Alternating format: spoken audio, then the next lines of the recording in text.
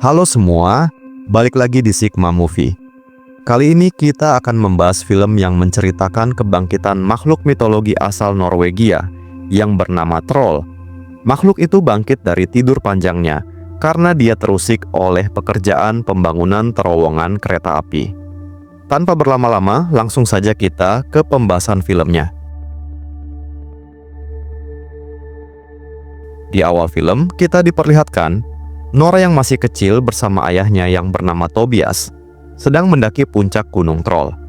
Setelah sampai di puncak, Tobias menyuruh Nora untuk menggunakan hatinya agar bisa melihat para troll yang sedang tertidur. Nora terkejut ketika akhirnya dia melihat dan menyadari keberadaan troll. Scene pun beralih 20 tahun kemudian, yang memperlihatkan Nora kini telah dewasa. Dia berprofesi sebagai seorang paleontologi, yaitu seseorang yang mempelajari kehidupan di masa lampau melalui fosil. Saat ini dia dan timnya berhasil menemukan sebuah fosil binatang purba. Sementara itu di pegunungan Dovre, para pekerja sedang membangun terowongan untuk jalur kereta baru. Meski pekerjaan mereka ditentang oleh para aktivis lingkungan, mereka tetap melakukan pekerjaannya. Saat mereka meledakkan dinamit untuk membuat terowongan, sebuah suara raungan terdengar, lalu sesaat kemudian, terowongan runtuh yang memakan banyak korban para pekerja.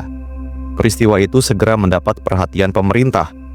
Dari pantauan yang didapat Departemen Pertahanan, terlihat sebuah lubang besar dan jejak kaki raksasa di pegunungan tersebut.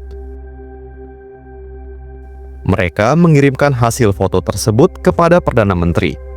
Dan Perdana Menteri pun langsung memerintahkan untuk mencari seorang ahli mengenai hal tersebut, yaitu Nora. Mereka pun menjemput Nora dengan helikopter militer. Nora tiba di markas Departemen Pertahanan dan disambut oleh Deputi Perdana Menteri yang bernama Andreas. Nora segera bergabung mengikuti rapat para petinggi negara. Dia diperlihatkan video mengenai kejadian tersebut.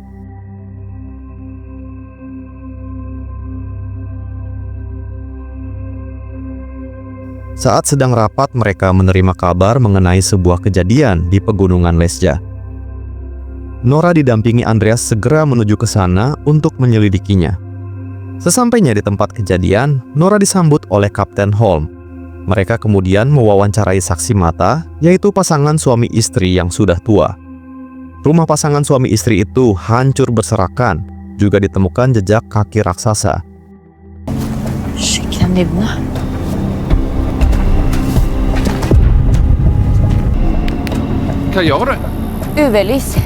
Diantar Kapten Holm menggunakan helikopter, mereka kemudian mengikuti bekas jejak kaki makhluk raksasa tersebut hingga ke sebuah pegunungan. Namun mereka tidak menemukan makhluk tersebut. Nora kemudian mengajak Kapten Holm dan Andreas untuk mengunjungi ayahnya yang tinggal sendirian.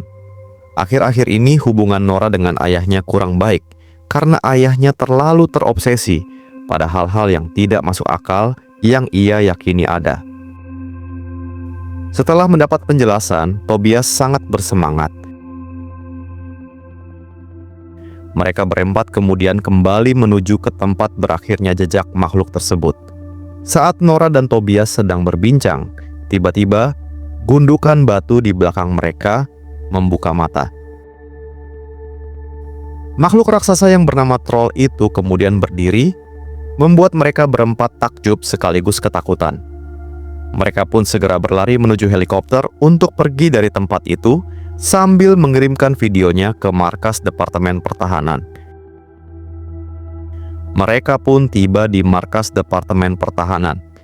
Menteri Pertahanan yang bernama Frederick tidak mempercayai saran Tobias yang selalu bicara berdasarkan dongeng legenda yang menceritakan troll. Frederick memutuskan mengambil tindakan militer untuk membunuh troll tersebut. Pasukan militer pun dikerahkan. Nora dan Tobias mengikuti operasi tersebut. Mereka menembaki troll dengan basoka, namun troll terlalu kuat. Bahkan tembakan dari tank pun sama sekali tidak menyakitinya. Para tentara pun berlarian ketakutan. salah seorang tentara berdoa kepada Tuhan. Troll yang mendengarnya lalu marah dan meraih tentara itu, kemudian memakannya. Tobias berinisiatif maju dan mencoba berbicara kepada troll. Dia menyuruh troll untuk mundur ke pegunungan. Troll awalnya mendengar perkataan Tobias, namun beberapa orang tentara malah menembaki troll yang membuatnya marah dan melempar Tobias. Tobias terhempas dan sekarat. Sebelum meninggal, Tobias mengucapkan beberapa kata pada Nora mengenai istana, raja, dan rumah.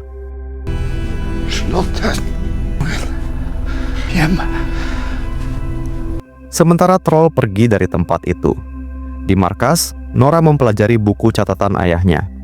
Di buku itu dia menemukan bahwa selama ini para troll menghilang dan bersembunyi karena takut pada masa-masa kristenisasi di Norwegia. Di masa lalu, troll melempari gereja dengan batu dan Nora menyimpulkan bahwa troll takut dengan bunyi lonceng gereja. Saat mereka menyampaikan ini pada menteri pertahanan mereka malah ditertawakan. Namun, Kapten Holm meyakinkan menteri pertahanan bahwa untuk menghadapi situasi yang tidak biasa, mereka juga membutuhkan solusi yang tidak biasa.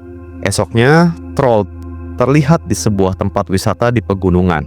Para pengunjung yang berada di tempat itu pun berlarian ketakutan. 4 buah helikopter dipimpin oleh Kapten Holm terlihat mendekat. Keempat helikopter itu membawa masing-masing sebuah lonceng besar. Troll awalnya terganggu oleh bunyi lonceng itu, namun lagi-lagi troll terlalu kuat dan justru menjatuhkan ketiga helikopter itu. Helikopter keempat yang ditumpangi Kapten Holm selamat. Kejadian di tempat wisata itu akhirnya membuat heboh seluruh dunia. Semua media memberitakannya. Kegagalan misi itu membuat para petinggi pemerintah menganggap Nora gagal dan tidak dibutuhkan lagi. Dalam rapat berikutnya, mereka memutuskan akan menggunakan rudal mematikan yang baru dikembangkan.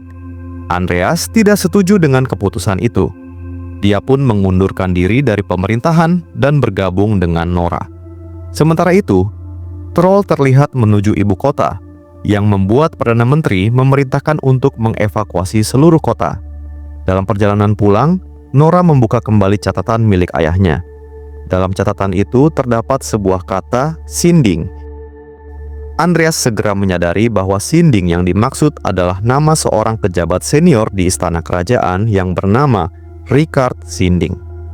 Nora kemudian teringat ucapan terakhir ayahnya yang menyebut tentang istana, raja, dan rumah. Mereka pun segera berbalik dan menuju istana kerajaan. Meski sebelumnya sempat sedikit bersitegang dengan penjaga pintu gerbang istana kerajaan. Mereka akhirnya bertemu dengan Sinding. Sinding mengaku kenal dengan ayah Nora. 12 tahun yang lalu mereka berselisih paham. Sinding kemudian memperlihatkan kepada Nora dan Andreas ruang bawah tanah di istana. Istana kerajaan itu ternyata dibangun di atas reruntuhan istana troll. Di ruang bawah tanah itu terlihat tulang-tulang raksasa keluarga kerajaan troll. Andreas dan Nora terperangah melihatnya. Sinding menceritakan bahwa selama masa-masa kekristenan Norwegia, mereka membantai para troll. Pada masa itu, hanya satu troll yang dibiarkan hidup. Troll itu merupakan anak dari Raja Troll yang digunakan untuk memancing para troll lainnya kembali ke kegelapan. Dia kemudian mengeluarkan senter ultravioletnya untuk menyinari tulang itu. Tanpa disangka, tulang itu terlihat terbakar karena terkena sinar ultraviolet. Lalu, mereka menyimpulkan bahwa troll bisa dihancurkan dengan sinar ultraviolet. Mereka juga menyimpulkan bahwa troll akan segera menuju ke tempat itu yang merupakan lokasi bekas istananya. Nora kemudian menyusun sebuah rencana. Dia menanyakan kepada Sinding apakah mereka mempunyai sebuah mobil yang besar untuk mengangkut tengkorak anak troll. Dia menelepon Kapten Holm, menjelaskan dan meminta bantuan untuk melaksanakan rencananya. Sementara itu, di markas Departemen Pertahanan, para jenderal sudah memasukkan kode untuk membuka kunci peluncuran rudal. Sigrid, kawan Andreas di markas, memberitahunya. Lantas Andreas pun meminta bantuan Sigrid untuk meretas jaringan Departemen Pertahanan dalam upaya menggagalkan peluncuran rudal. Sigrid pun menyanggupinya. Di tempat lain, di pinggiran kota, Kapten Holmes didatangi para tentara yang membawa truk-truk berisi alat penyinar ultraviolet. Mereka berpacu dengan waktu. Troll mulai memasuki kota. Sementara itu, Sigrid berhasil meretas jaringan komputer Departemen Pertahanan yang membuat rudal gagal diluncurkan. Nora dan Andreas mengemudikan truk yang mengangkut tengkorak kepala troll. Mereka memancing troll ke arah Kapten Holmes yang sedang menyiapkan peralatannya. Namun di tengah jalan, tengkorak itu terjatuh dan troll mengambilnya. Troll terlihat sedih. Dia kemudian melihat bayangannya sendiri di kaca gedung. Saat dia menyentuh kaca itu pun pecah yang membuat tengkorak di genggamannya terjatuh dan hancur berantakan. Troll pun terlihat marah. Dia mengejar Nora dan Andreas. Mereka pun segera memacu mobil mereka. Di markas, Sigrid tertangkap basah. Mereka segera menahan Sigrid dan memulihkan kembali jaringan komputer. Sementara itu, Nora dan Andreas yang dikejar troll telah mencapai Kapten Holmes. Kapten Holmes dan pasukannya langsung menyalakan sinar ultraviolet ke arah troll. Troll terlihat kesakitan. Perdana Menteri dan para jenderal yang memantau kejadian itu memerintahkan untuk membatalkan peluncuran rudal ke arah troll. Nora yang tak tega menyaksikan troll kesakitan akhirnya mematikan pemancar ultraviolet. Dia kemudian mencoba berbicara kepada troll dan menyuruhnya untuk kembali ke pegunungan. Troll terlihat mendengarnya. Namun rupanya matahari keburu terbit yang membuat troll terpapar sinar ultraviolet dari matahari. Troll pun terbakar dan tubuhnya hancur ke tanah membentuk bukit bebatuan. Troll pun tewas. Perdana Menteri dan para jenderal tiba di tempat itu dan mengucapkan terima kasih kepada Nora karena telah menyelamatkan semuanya. Lalu film pun selesai. Jika kalian pengen nonton film seru lainnya, jangan lupa tekan tombol subscribe.